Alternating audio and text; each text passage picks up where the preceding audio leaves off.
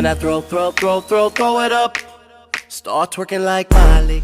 Hey Leute, was geht? Ich bin's, euer Dark Horse Gamer und heute spielen wir mal ein bisschen Adventure Capitalist. Ist zwar nur die Version auf dem Handy, aber es ist trotzdem ganz cool.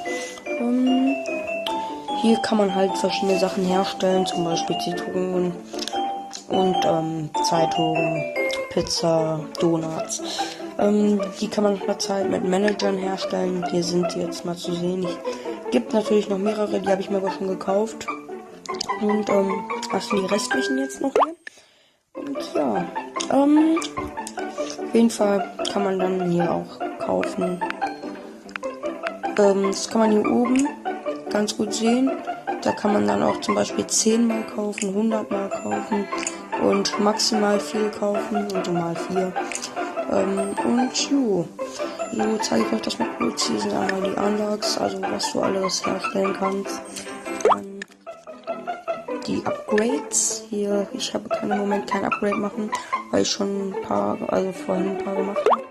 Dann halt die Managers, das habe ich euch gezeigt, und sonst ist eigentlich nichts mehr Wichtiges.